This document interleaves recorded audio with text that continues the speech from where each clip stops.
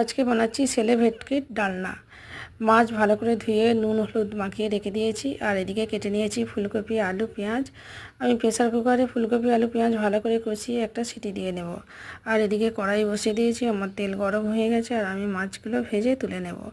আমার মাছ ভাজা হয়ে গেলে আমি ওই তেলেতেই 1 চামচ পাঁচ ফোড়ন দিয়ে দিলাম। দিয়ে আমি এই গুঁড়ো মশলাগুলো দিয়ে দেবো। এতে আছে হলুদ লঙ্কা ধনে জিরে আর চন্দুনি গুঁড়ো, আর লাস্টে দিলাম আদা বাটা। ভালো করে কষিয়ে নিয়ে দিয়ে দিলাম পরিমাণ মতো মিষ্টি, আর দিয়ে দিলাম একটু জল যাতে মশলাটা পুড়ে না যায়, আর দিয়ে দিচ্ছি পরিমাণ মতো নুন, কারণ আমি সবজিতে নুন দিইনি, তাই নুন দিলাম। আর দিয়ে দিলাম কসুরি মেথি, আর গরম মশলা, আর 1 চামচ ঘি দিয়ে ভালো করে নেড়েচেড়ে এই সবজি সিদ্ধটা আমি ঢেলে দিলাম। একটু নেড়েচেড়েই দিয়ে দেবো মাছগুলো ভেঙে ভেঙে, আর দিয়ে একটু নেড়েচেড়েই ব্যাস রেডি হয়ে গেল ছেলে ভেটকির ডালনা।